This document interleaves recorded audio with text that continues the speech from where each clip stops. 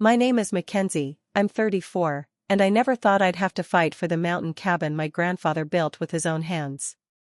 6 months after his passing, I discovered through social media that my distant cousin Heather had moved her entire family into my inheritance, declaring it their new summer home. The worst part? They didn't even ask. They just took it, as if my property, my memories, and my grandfather's legacy were simply up for grabs. Before I tell you how I found strangers living in my grandfather's cabin, drop a comment letting me know where you're watching from, and don't forget to like and subscribe for more unbelievable family drama stories. Trust me, this one gets wild. Growing up, that cabin was my sanctuary. Every summer from when I was 6 until I left for college, I'd spend weeks with my grandfather in those mountains. Walter Jenkins was a man of few words but immense skill. He built that 3-bedroom cabin himself over the course of 5 years, finishing it the year I was born. It became the gathering place for family celebrations, holiday retreats, and my personal haven when life got overwhelming. The cabin sits on 12 acres of woodland in the Blue Ridge Mountains, about a 3-hour drive from my apartment in Charlotte. It's nothing fancy by modern standards, no spa bathrooms or gourmet kitchen, but it has character in every handcrafted detail. The river stone fireplace that dominates the living room. The hand-carved railings on the wraparound porch. The window seat in the main bedroom where I'd curl up with books during summer thunderstorms. Every inch of that place holds memories. When Grandpa Walter passed away 6 months ago after a brief battle with pneumonia, I was devastated. We'd remained close through my adult years, even though my demanding job as a marketing director limited my visits to once every couple of months.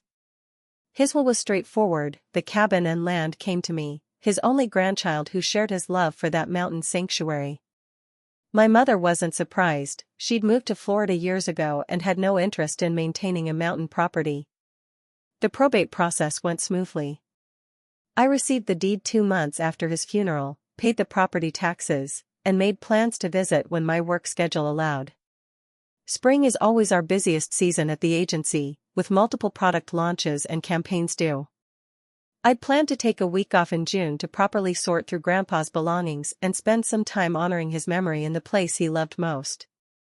But life had other plans. Last Tuesday, while scrolling through Instagram during my lunch break, I froze mid-bite when a familiar setting appeared on my screen. It was my cabin, or rather, the view from my cabin's porch. The caption read, "So blessed. Our new summer home in the mountains. #blessed, #mountain life, #summer vibes." The account belonged to someone named Heather Jenkins Brooks.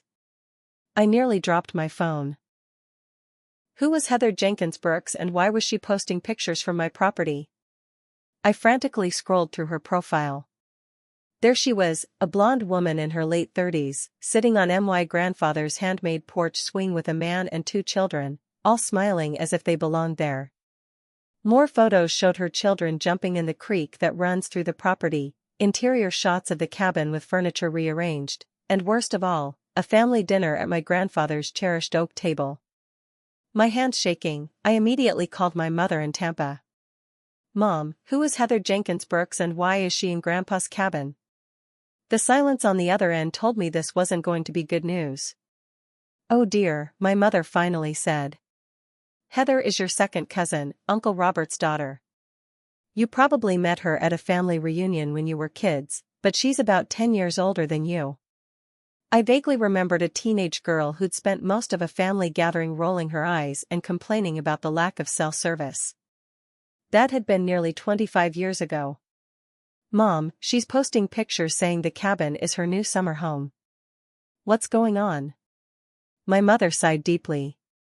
"Mackenzie, Heather has always been entitled. She comes from the side of the family that believes everything should be shared. But this is taking it too far, even for her." She went on to explain that Heather had a history of taking advantage, borrowing family vehicles without returning them for weeks, staying in relatives' vacation homes without permission, even using family members' credit cards for emergencies that turned out to be shopping sprees. "But the cabin is legally mine," I insisted. "I have the deed. She can't just move in." "Of course not, honey. but Heather has never respected boundaries. You need to address this quickly before she gets too comfortable. After ending the call with my mother, I immediately requested Friday off and made plans to drive to the cabin that weekend. I spent the next 2 days alternating between rage, disbelief, and anxiety.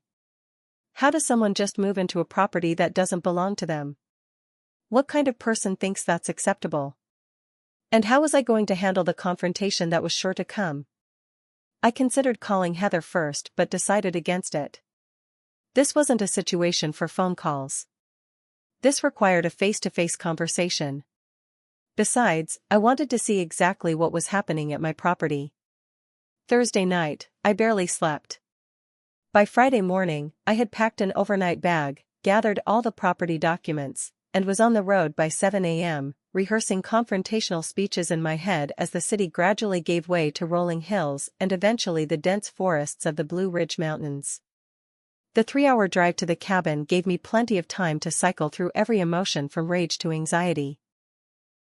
I practiced what I would say dozens of times, trying to find the perfect balance between assertiveness and civility. By the time I turned onto the private gravel road that led to the cabin, my knuckles were white from gripping the steering wheel. The first thing I noticed was the unfamiliar blue SUV parked in the driveway, Heather's family car, undoubtedly. The second was the change to the front yard. My grandfather had maintained native mountain plants and wildflowers. Now there were newly planted rows of non-native hydrangeas and a plastic playhouse that looked completely out of place against the rustic cabin backdrop. My heart pounded as I parked beside their vehicle. I took 3 deep breaths before getting out of the car, documents folder clutched tightly in my hand. Before I could even reach the porch steps, the front door swung open. "Oh my God, Mackenzie? Is that you?" The blonde woman from the Instagram photos stood in the doorway, wearing designer jeans and a cashmere sweater that seemed impractical for mountain living. "Yes, it's me," I replied, trying to keep my voice steady. "And you're Heather?" "Yes." "Oh my goodness, it's been forever. You were just a little thing last time I saw you. Come in, come in." She gestured enthusiastically as if inviting me into her home. I stepped into my own cabin, immediately assaulted by unfamiliar scents, some kind of tropical air freshener that had replaced the comforting smells of wood and pine I associated with the space. The furniture had been rearranged. Grandpa's worn leather armchair was pushed into a corner, replaced by a cream-colored sofa that already showed dirt marks from children's hands. "Keith, kids. Come meet my cousin Mackenzie," Heather called out. A tall man with a carefully maintained beard appeared from the kitchen, followed by 2 children, a boy around 10 and a girl who looked about 8. "Keith Brooks," he said, extending his hand. "Heard a lot about this place from Heather. It's even better than she described." I shook his hand automatically, still struggling to find my voice amid the surreal situation. "Kids, this is your second cousin once removed, I think? Anyway, she's family," Heather said dismissively. "Want some coffee?" We brought our espresso machine since the kitchen was a bit basic. That snapped me back to reality. "Heather, can I talk to you privately for a moment?" I managed to keep my tone even. "Sure, but can it wait until after coffee? The beans need to be freshly ground and—" "No, it can't wait." I cut her off firmly. Something in my expression must have registered because she shrugged and said, "Keith, handle the coffee, will you? We'll be on the porch." I followed her outside, closing the door behind us. The porch that had always been my grandfather's pride, each board carefully selected and placed by his hands, now featured colorful cushions and string lights tacked into the wooden beams. "Heather, what are you doing here?" I asked directly. She looked genuinely confused. "What do you mean?" "We're settling in for the summer. It's perfect timing with the kids out of school." "I mean, why are you in my cabin without permission?" Her expression shifted to something between amusement and condescension. "Oh, that. Well, we knew it was just sitting empty after Uncle Walter passed. Such a waste for a beautiful place like this to sit unused, especially in summer. And since it's family property, It's not family property, I interrupted, pulling out the deed from my folder. It's my property. Grandpa Walter left it to me. I own it. I have the deed right here. Heather barely glanced at the document. Sure, technically. But you weren't using it anyway. You're always working in the city, and we needed a summer place. The kids' camp was ridiculously expensive this year, and we thought, why pay for camp when we have access to all this? She gestured to the surrounding forest. You don't have access, I said, my voice rising despite my efforts to stay calm. You never asked me if you could stay here. You just moved in without permission. That's trespassing. Heather laughed as if I'd made a joke. Trespassing? Don't be ridiculous, Mackenzie. We're family. Family shares. Uncle Walter would have wanted his great-niece and her children to enjoy this place too. You didn't even come to his funeral, I pointed out, feeling heat rise in my cheeks.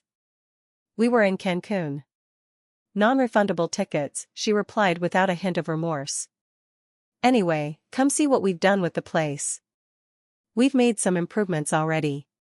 Before I could protest, she was leading me back inside and giving me a tour of my own cabin as if she were the owner and I the guest. The improvements made my stomach turn. They'd repainted the kitchen from the warm yellow my grandfather had chosen to a stark white. Family photos had been removed from walls to make way for generic store-bought art. My grandfather's study had been converted into a game room for the children. Where are all the things that were in these rooms? I asked, trying to keep panic from my voice when I noticed empty spaces where cherished family heirlooms had stood. Oh, we boxed up a bunch of old stuff to make room. It's all in the shed. Well, except that ancient television, we donated that. And that musty old chair in the study had to go, too much dust for Keith's allergies. But don't worry, we kept anything that looked valuable. I was speechless. They'd disposed of my grandfather's possessions without a second thought. The tour continued to the main bedroom where Heather and Keith had installed themselves. My childhood books had been removed from the built-in shelves to accommodate their clothes. The handmade quilt that had been on the bed since before I was born was nowhere to be seen.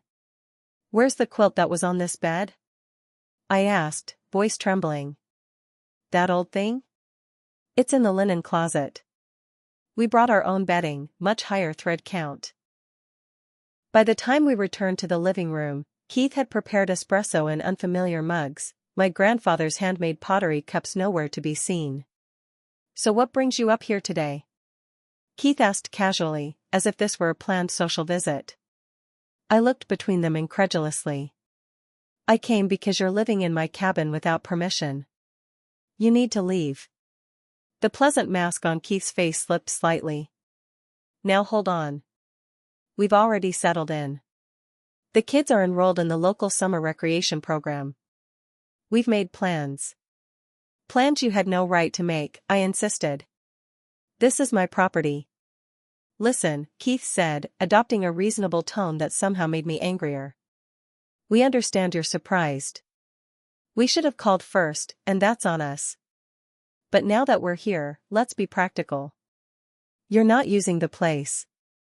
We'll take good care of it. We can even pay a small rent if that makes you feel better. The kids love it here already, Heather added, gesturing to her children who were playing some noisy game on tablets in the corner. Madison has already made friends with a girl down the road. It would break her heart to leave now. I felt myself being skillfully manipulated but couldn't see a way to remove them immediately without creating an even more uncomfortable scene. Look, I said finally. You can stay the weekend since it's already Friday. But I want you out by Sunday evening. I need time to process this and figure out next steps. Heather beamed as if I'd given them the cabin permanently. Perfect. We'll have a nice family dinner tonight. I brought steaks. That night was one of the most uncomfortable of my life. I slept in the guest room, my own guest room, while strangers occupied my grandfather's home as if they owned it. During dinner, Heather and Keith acted as if this were a normal family gathering, telling stories about their lives in Raleigh, their country club membership, their children's private school achievements. As I lay awake that night, listening to unfamiliar sounds in a house that should have brought me comfort, I realized this situation was far more complicated than I had initially thought. These people had no intention of leaving. And somehow, I needed to find a way to reclaim what was rightfully mine.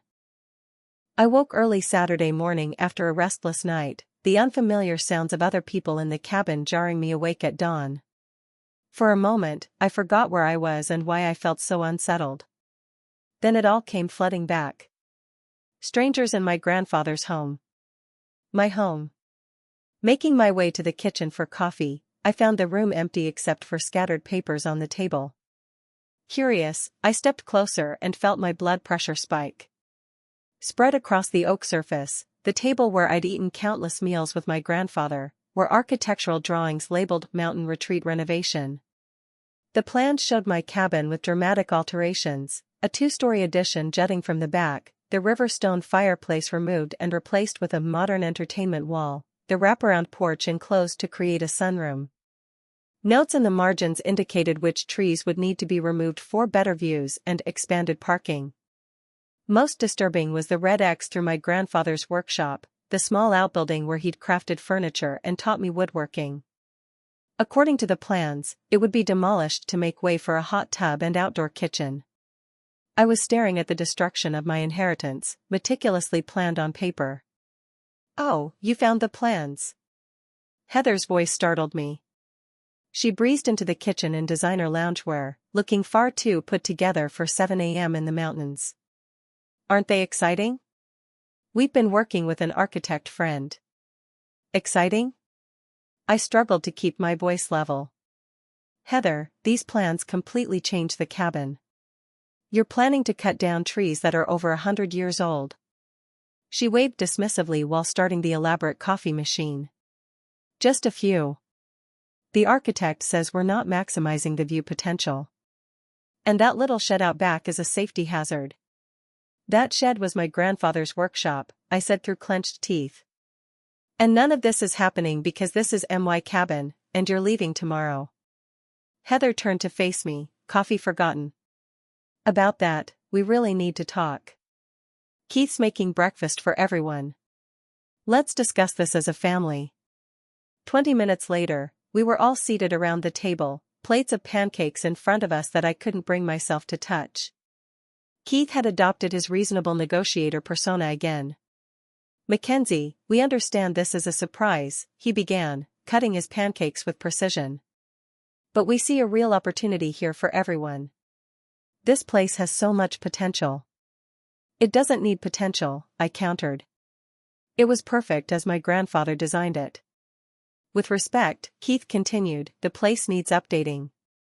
The plumbing is ancient, the electrical barely up to code. The renovation would increase the property value significantly." "I'm not interested in property value. I'm interested in preserving my grandfather's legacy." Heather jumped in. "Speaking of family, we've already invited everyone for a reunion here next month. Aunts, uncles, cousins, people who haven't seen this place in years." "You did what?" I nearly choked. "July 4th weekend. Everyone's coming. Even your mom said she'd try to make it up from Florida." My mother, who hadn't mentioned a word of this to me. I made a mental note to call her immediately after this conversation. "That's not happening, Heather. This isn't your house to invite people to." The children, who had been quietly eating, began to look uncomfortable. The younger one, the girl, spoke up. "But Daddy said this is our summer house now. I already told all my friends at day camp." Keith placed his hand on his daughter's shoulder. "Madison has already made friends here. Dylan signed up for the Junior Ranger program at the state park. We've integrated into the community." "In less than 2 weeks?" I asked incredulously. "We're very social," Heather said with a tight smile. "Unlike some people who keep to themselves in city apartments." The passive-aggressive jab wasn't lost on me. "Look," I said firmly. "I sympathize with your children becoming attached, but that doesn't change the facts. This property legally belongs to me. You moved in without permission. You need to leave. Keith's pleasant facade cracked slightly. Let's be realistic about this, Mackenzie. We've already invested in the property. We've hired contractors, put deposits down. Without any right to do so. We're family, Heather insisted, as if this explained and excused everything. Family property should be shared. If you force this issue, Keith said, his voice taking on an edge I hadn't heard before, things could get complicated. Heather is blood family. You're just a grandchild. We could contest the will. The threat hung in the air. I knew it was baseless. The will had already been through probate, the deed was in my name, but their willingness to go there showed how far they were willing to push. I need some air, I said, standing abruptly.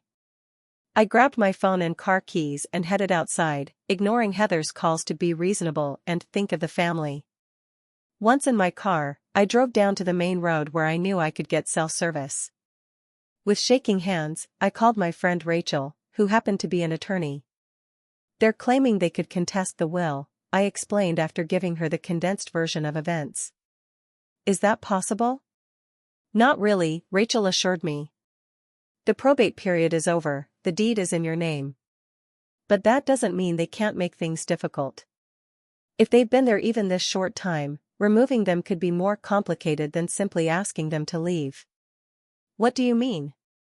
In some states, once someone has established residency, even without permission, you need a formal eviction process to remove them. They can't be considered residents. They broke in. Did they?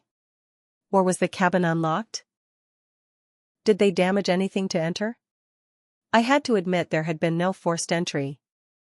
My grandfather always kept a spare key in a magnetic box under the back porch steps. They must have known about it. Also, Rachel continued, be careful about squatters' rights. In some jurisdictions, if they stay long enough and act as if they own the place, paying utilities, receiving mail there, it can complicate things further. My stomach sank. So what do I do? Document everything. Take photos of the property and any changes they've made. Save those renovation plans as evidence of their intentions. Start the formal eviction process as soon as possible.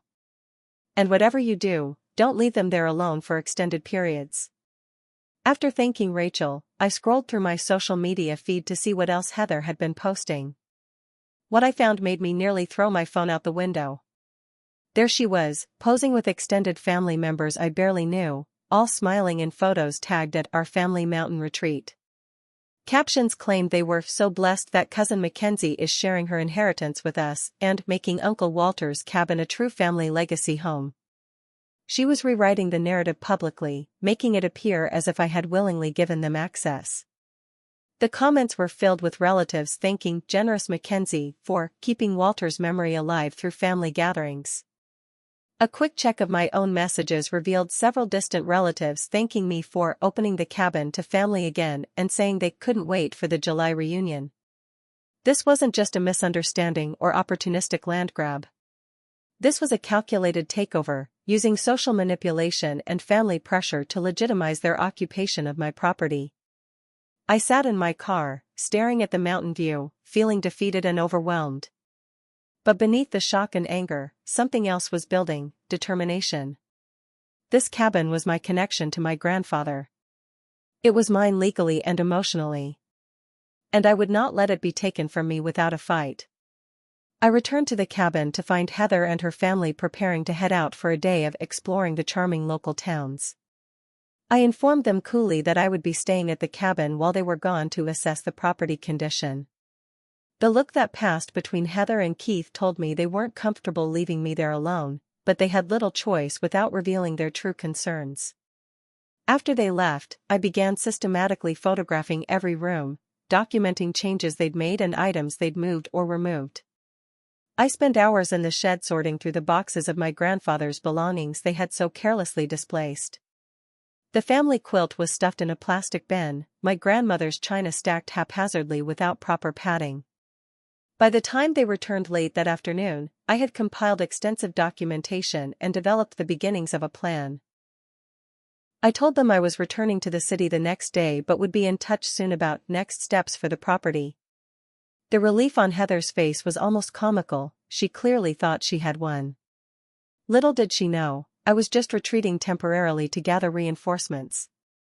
The drive back to Charlotte Sunday evening was nothing like the angry journey to the cabin 2 days earlier. Instead of unfocused rage, I now had clear determination. Instead of rehearsing confrontational speeches, I was planning strategic actions. First thing Monday morning, I called in sick to work and met Rachel at her law office. As a corporate attorney, real estate wasn't her specialty, but she had contacts who could help. Based on what you've told me, she said, spreading my cabin photos across her desk, we need to establish a clear paper trail and act quickly. Every day there makes the situation more complicated. She helped me draft a formal notice to vacate, giving Heather and Keith 14 days to remove themselves and their belongings from the property. This is just the first step, Rachel cautioned. If they ignore this, we'll need to file for a formal eviction through the court system. While at Rachel's office, we ran a basic background check on Heather and Keith Brooks.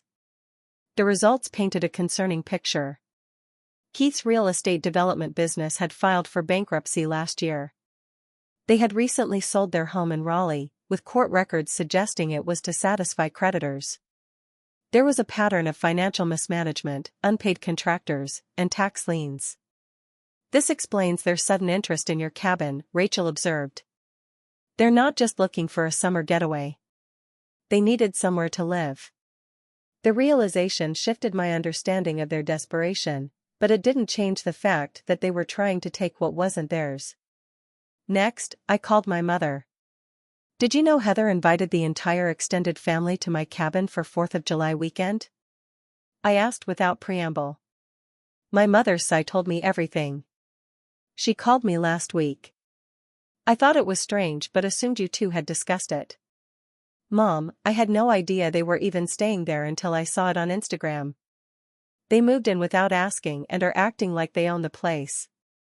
They're planning massive renovations, including tearing down Grandpa's workshop. Oh, Mackenzie, that's terrible. Walter loved that workshop.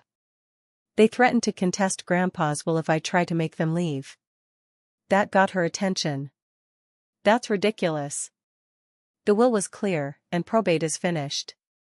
I know, but they're creating this narrative on social media that I've generously opened the cabin to family.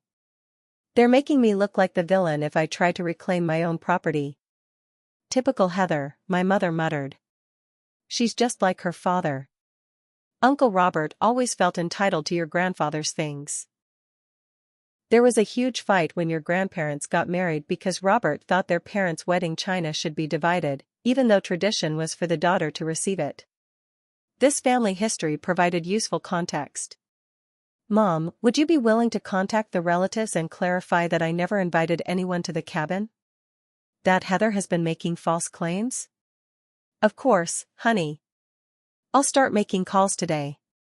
My next call was to my mother's brother, Uncle Jim.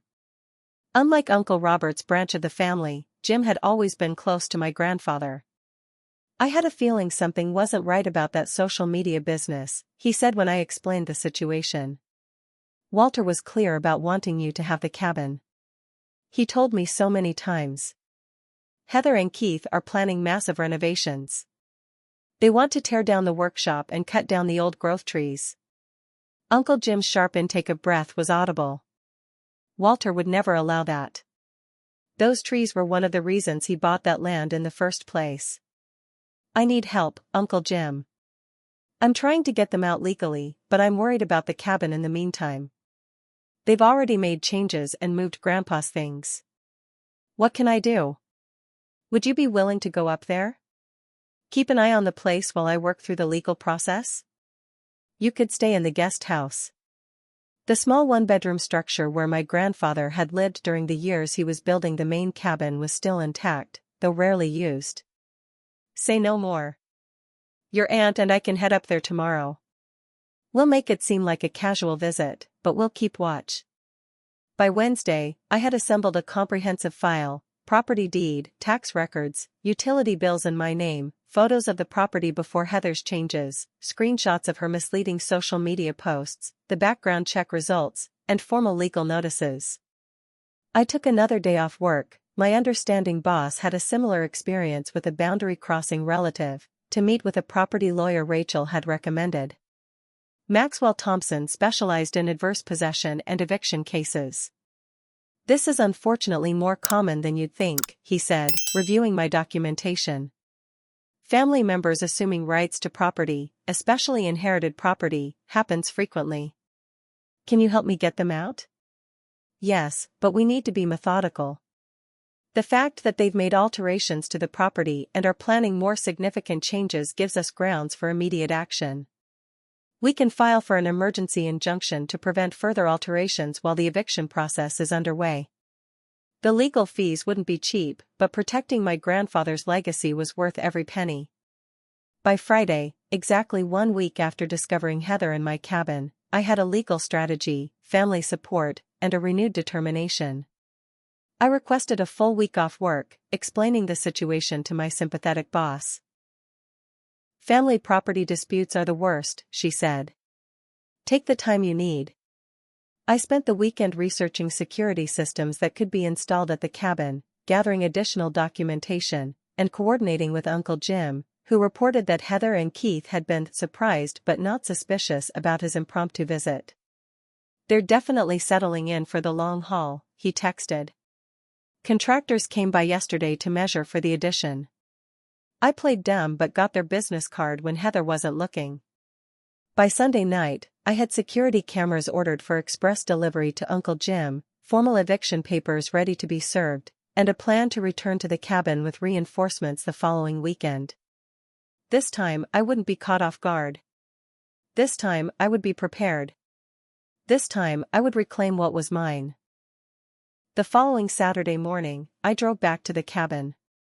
This time I wasn't alone. Rachel had insisted on coming to provide legal support, and my cousin Mark, Uncle Jim's son and a police officer in his hometown, had offered to join us just in case things get heated.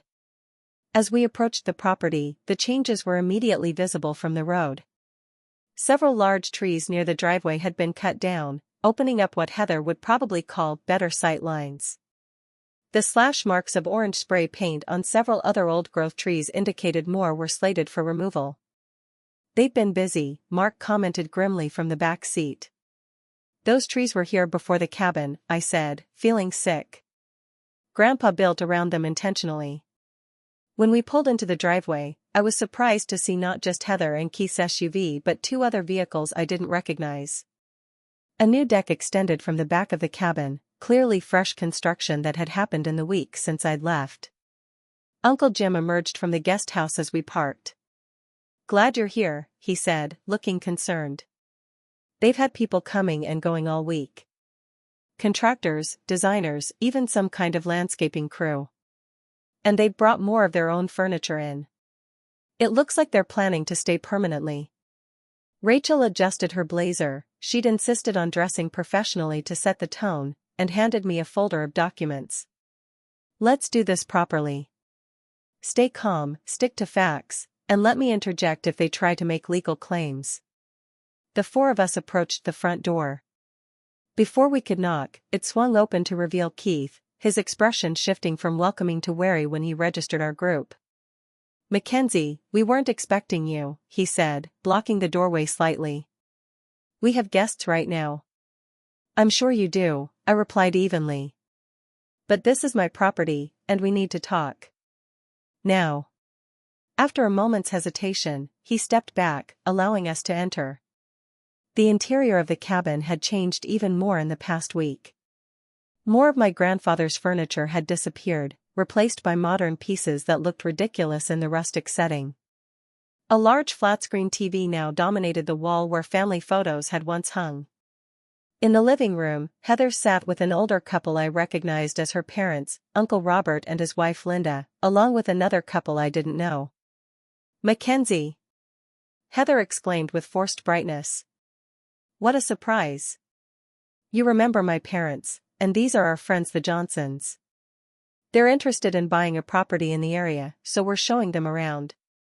showing them around my property. You mean, I said, keeping my voice level. An uncomfortable silence fell over the room. Uncle Robert shifted in his seat, avoiding eye contact. We should give them some privacy, the woman I assumed was Mrs. Johnson suggested, clearly sensing the tension. No need, Rachel stepped forward. This won't take long. I'm Rachel Chen, Ms. Jenkins' attorney. We're here to deliver formal notice. She handed the envelope to Keith. He took it but didn't open it. This isn't necessary, Mackenzie. We could have discussed this like family. We tried that approach last weekend, I replied. You responded by cutting down 100-year-old trees and building an unauthorized deck. Improvements, Heather interjected. We're increasing the property value. You're trespassing and making unauthorized changes to property that doesn't belong to you, Rachel corrected. The notice you're holding is a formal demand to vacate the premises within 48 hours. It also includes a cease and desist regarding any further alterations to the property. This is ridiculous, Uncle Robert finally spoke up, his face flushing. This cabin was my brother's. Family should have access. Your brother left it specifically to Mackenzie, Uncle Jim countered, stepping forward. Walter was clear about his wishes, Robert. You know that. We've put money into this place already, Keith said, his reasonable facade cracking. We have contracts with builders, deposits paid. Without any legal right to do so, Rachel pointed out. Any contracts you've entered regarding this property are invalid, as you have no authority to commission work here. We know about the foreclosure on your Raleigh house, I added quietly. And the bankruptcy. We understand you needed somewhere to stay, but that doesn't give you the right to take my property. Heather's face went pale. You investigated us? How dare you? How dare I? You moved into my cabin without permission, started demolishing parts of it, cutting down trees, and making plans to completely change the place my grandfather built. And you're asking how dare I? We're family, she insisted, falling back on her favorite justification. Family doesn't take without asking. Family doesn't disrespect boundaries. Family doesn't try to steal an inheritance. Keith opened the envelope and scanned the legal notice, his expression darkening. This says we have to be out by Monday evening. That's right, Rachel confirmed. Any possessions remaining after that time will be considered abandoned. Any damage to the property will result in additional legal action. And where are we supposed to go? Heather demanded, tears forming in her eyes, whether genuine or for show, I couldn't tell. That's not Mackenzie's concern, Rachel said firmly. You created this situation by occupying property that doesn't belong to you. We have children, Keith argued, desperation edging into his voice. School starts in 6 weeks. We need time to find something else. You should have thought of that before moving into someone else's home without permission, Mark said, speaking for the first time. Though not in uniform, his authoritative presence added weight to our position. This isn't just about the unauthorized occupation, I added, trying to maintain composure. It's about the changes you've made without permission. The trees you've cut down can't be replaced in my lifetime. The workshop you planned to demolish was where my grandfather taught me woodworking. Uncle Robert stood up, his face red. Now see here, young lady. Your grandfather would have wanted his brother's family to enjoy this place too. Walter wasn't selfish like this. Walter was clear about who he wanted to have this cabin, Uncle Jim countered. And he certainly wouldn't have wanted those trees cut down or his workshop demolished. The confrontation continued for nearly an hour, with Heather cycling through tears, anger, and manipulation. Keith alternated between threatening legal action and trying to negotiate for more time. Through it all, Rachel calmly reiterated the legal reality: the property was mine, they had no right to be there, and they needed to leave within the specified timeframe. As the argument wore on, the Johnsons excused themselves, clearly uncomfortable with the family drama. Shortly after, we heard the sound of their car starting and driving away. Great, you've embarrassed us in front of our friends, Heather snapped. You embarrassed yourselves by showing off property that isn't yours, I replied. Eventually, the realization that we weren't backing down began to sink in. Uncle Robert and Linda retreated to the kitchen, having a hushed conversation. Keith pulled out his phone and stepped onto the porch, presumably to call someone for legal advice. Heather, left alone with us in the living room, finally dropped the act. You know we have nowhere else to go, right? Our house is gone. Keith's business failed. We put everything we had into the renovation plans for this place. For a moment, I almost felt sympathy. Then I remembered the cavalier way she'd boxed up my grandfather's belongings, the trees she'd cut down, the workshop she planned to demolish. I understand you're in a difficult situation, I said carefully. But that doesn't give you the right to take what isn't yours. You could have asked for help. You could have approached me honestly. Instead, you tried to steal my inheritance and destroy what makes it special. She looked away, unable to meet my eyes. By late afternoon, the tide had turned. Uncle Robert and Linda had decided to stay at a hotel in town rather than remain in the increasingly tense environment. Keith, after several phone calls, had apparently been advised that their legal position was untenable. We'll be out by Monday, he informed us stiffly. But we'll need the full 48 hours to pack and make arrangements. Fine, I agreed. But I'll be staying here until you leave. And no more changes to the property. As a final defensive measure, Heather attempted to turn the extended family against me. She called several relatives while we were still there, crying into the phone about how I was throwing them out and breaking up the family. But thanks to my mother's earlier calls clarifying the situation, most family members already understood the truth. By evening, an uneasy truce had settled over the cabin.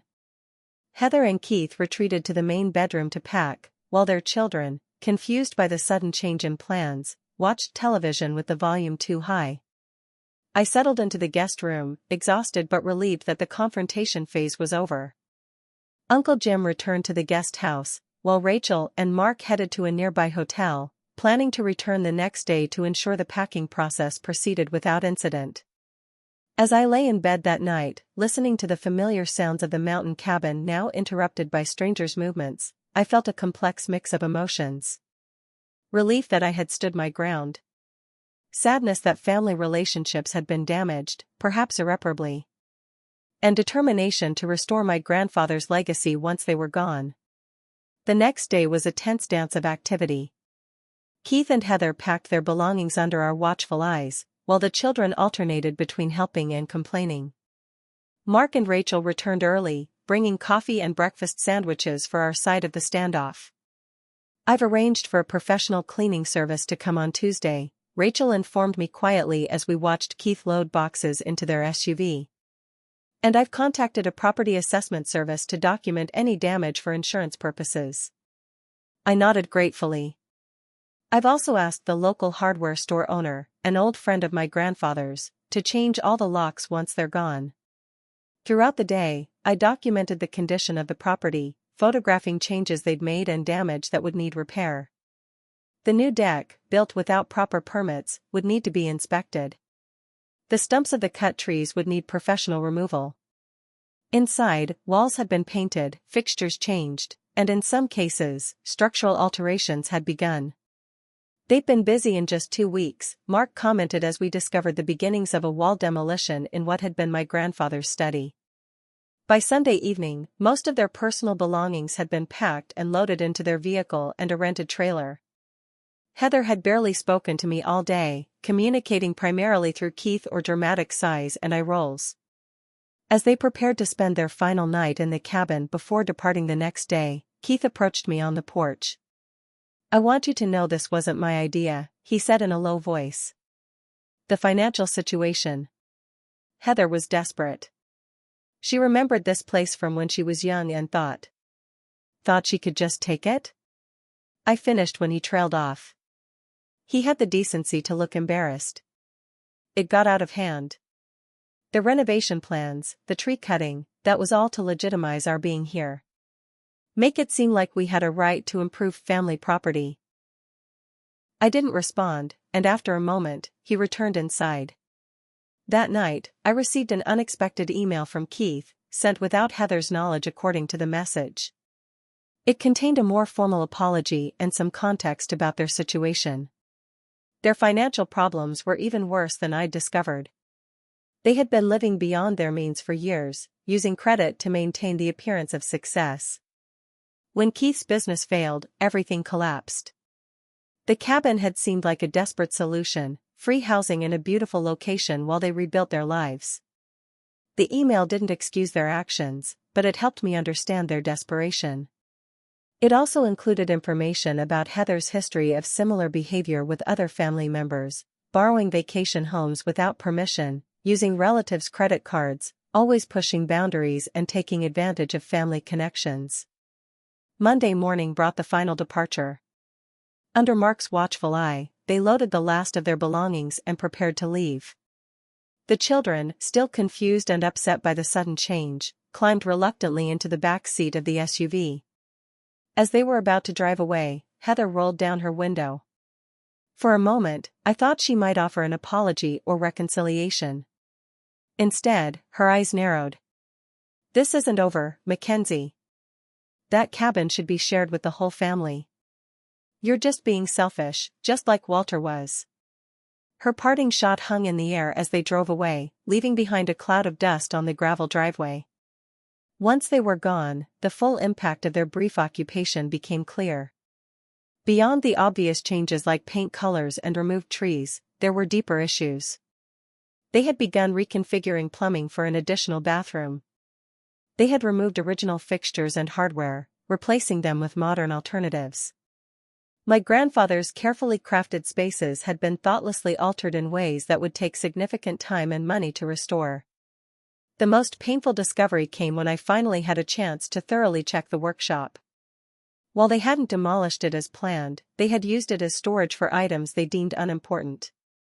My grandfather's tools, many handmade or antique, had been carelessly piled in corners or left outside exposed to the elements. His workbench, where I had spent countless hours learning to carve and build, had been stacked with boxes and bins, the surface scratched and damaged.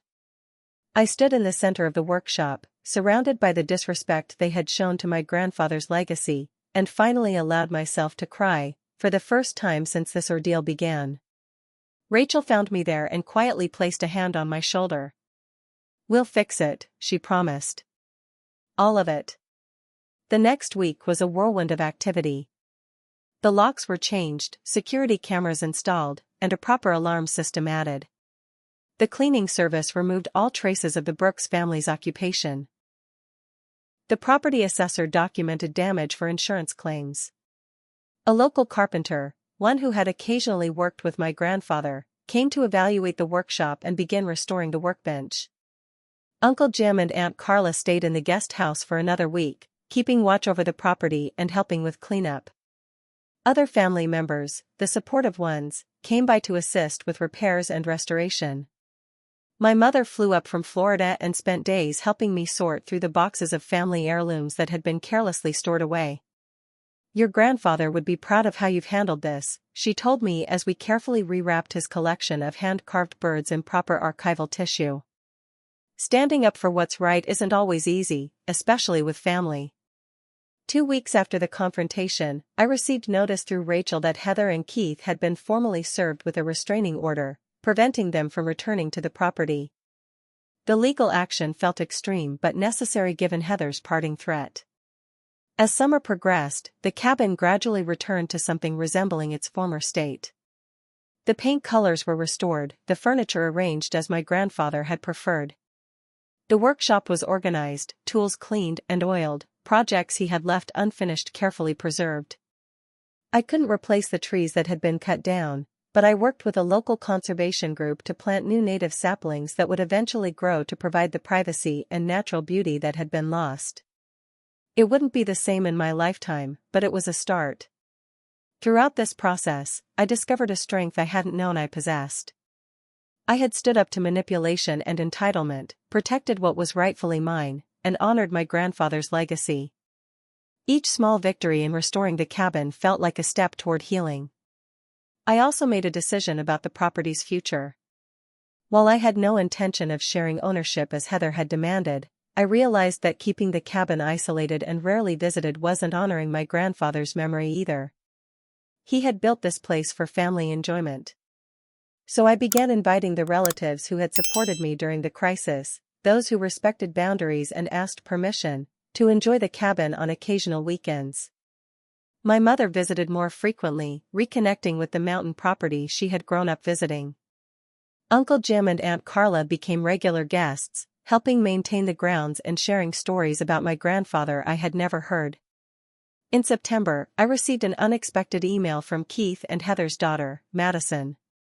Now staying with Keith's parents while her parents sorted things out, the 12-year-old apologized for her family's behavior and shared that she had genuinely loved the time at the cabin, particularly learning about the local wildlife from Uncle Jim.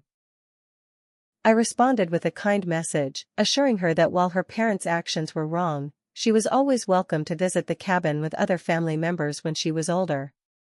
Some relationships could be salvaged, even from the wreckage of entitlement and deception.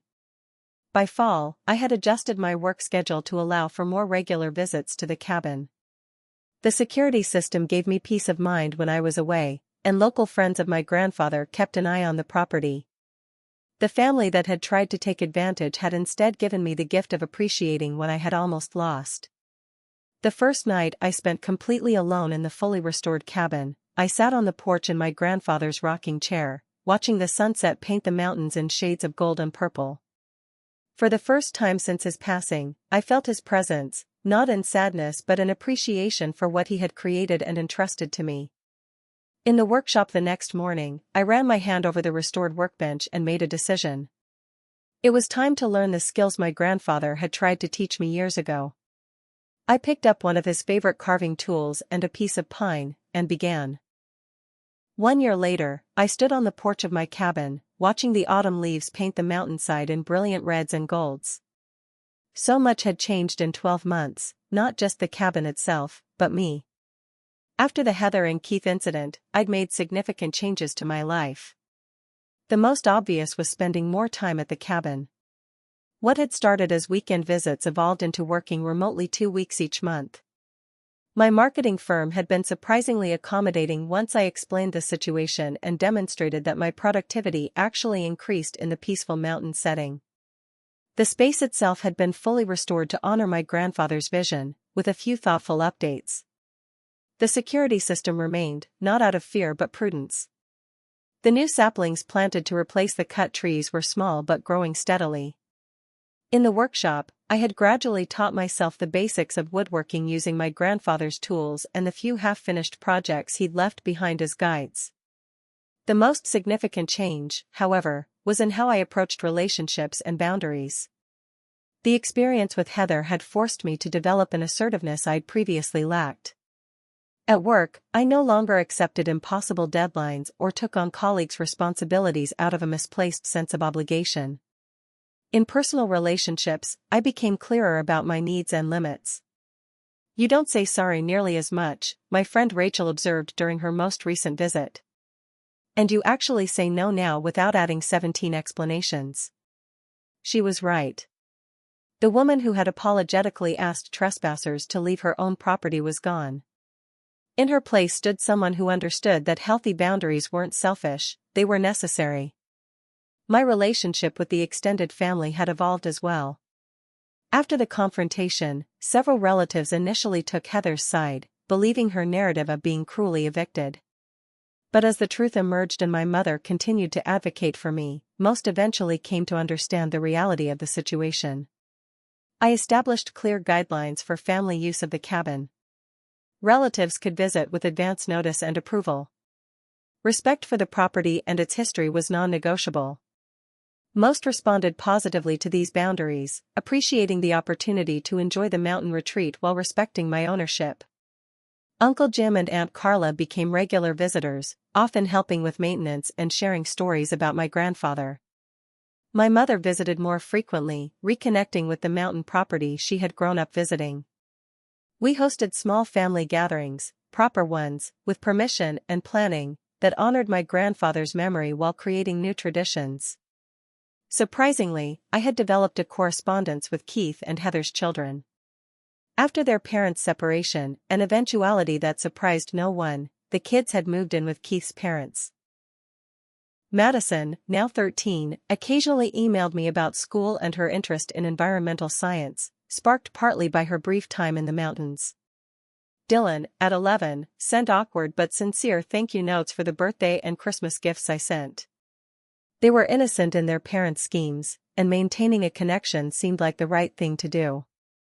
Keith himself had sent a more comprehensive apology 6 months after the incident, explaining that the cabin situation had been a last desperate attempt to save their failing marriage and financial situation. According to him, Heather had convinced herself that the cabin was somehow owed to her, that my grandfather had never intended to exclude Rael Jenkins' blood from his legacy. Keith had gone along with it out of desperation and misplaced loyalty. As for Heather herself, the restraining order remained in effect. Through family grapevine, I heard she had moved to Florida and was reportedly trying the same tactics with a different branch of relatives there. I hoped they had stronger boundaries than I initially had. The experience had taught me that family connections, while valuable, weren't a free pass to disregard respect, consent, and legal ownership. Love and boundaries could, and should, coexist. In the workshop, I had completed my first real woodworking project the previous month, a small jewelry box crafted from cherry wood, with dovetail joints that would have made my grandfather proud. It wasn't perfect, the corners didn't quite align, and the finish was uneven in places, but it represented something important. I was carrying forward his legacy in my own way, learning the skills he had valued, preserving the craftsmanship he had practiced. The cabin had become a true home, not just a memorial. I'd made my own additions that complemented my grandfather's vision, a small vegetable garden behind the kitchen, solar panels discreetly installed on the south-facing roof section, updated plumbing that was still in keeping with the rustic aesthetic. These weren't the gaudy improvements Heather had planned but thoughtful evolutions that respected the cabin's character and environmental footprint. I'd also become part of the local community in ways my grandfather would have appreciated. I volunteered with the conservation group that had helped with the tree replanting. I participated in the annual mountain cleanup day. I bought my groceries from the small town market rather than bringing everything from the city. The locals who had known my grandfather gradually accepted me as a genuine steward of his legacy, not just an absentee inheritor. One particularly meaningful connection had formed with John Harrison, the elderly carpenter who had helped restore the workshop. He had been my grandfather's occasional fishing buddy and shared stories I'd never heard. About fishing trips gone hilariously wrong, about the early days of building the cabin, about my grandfather's philosophy on craftsmanship and life. Walter always said you don't force the wood, John told me during one workshop session. You listen to it. It'll tell you what it wants to be. That wisdom extended beyond woodworking. The cabin had told me what it wanted to be, not a neglected inheritance, not a taken-for-granted possession, not a battlefield for family entitlement, but a living legacy, a home, a connection to the past that enhanced the present. The most profound lesson from the experience was learning to trust my own judgment. When Heather and Keith had first moved in, I doubted my right to claim what was legally mine. I'd felt guilty for asserting ownership, for establishing boundaries, for protecting what mattered to me. That self-doubt had nearly cost me my inheritance. Now I understood that standing firm wasn't selfish. Protecting what was important wasn't cruel. Setting boundaries wasn't unkind. Sometimes, the most loving thing you could do, for yourself and ultimately for others, was to say no clearly and without apology. On this crisp autumn evening, as I sat in my grandfather's rocking chair on the porch he had built, I felt a sense of peace that had been absent in the months following his death. The grief remained, but it had transformed into something that honored rather than just hurt. The cabin wasn't just a reminder of loss but a connection to continuing life. I ran my hand along the smooth wooden arm of the chair, feeling the grain beneath my fingers. My grandfather's hands had shaped this wood, just as his life had helped shape mine. And now, I was shaping my own future while honoring his memory. The mountain air carried the scent of pine and wood smoke as dusk settled over the valley. In the distance, an owl called, receiving an answering hoot moments later. Connection. Response. Boundaries. All part of the natural order. Sometimes the greatest gifts arrive wrapped in unexpected challenges. My inheritance hadn't just been this cabin and land, but the opportunity to discover my own strength, to define my boundaries, and to create a legacy that honored the past while building toward the future. I knew my grandfather would approve. What would you have done in my situation? Would you have confronted family members who overstepped boundaries, or handled it differently? Share your thoughts in the comments below, and don't forget to like, subscribe, and share if this story resonated with you. I'm grateful for this amazing community that supports each other through life's unexpected challenges. Until next time, remember that sometimes standing your ground is the most important step in finding your path forward.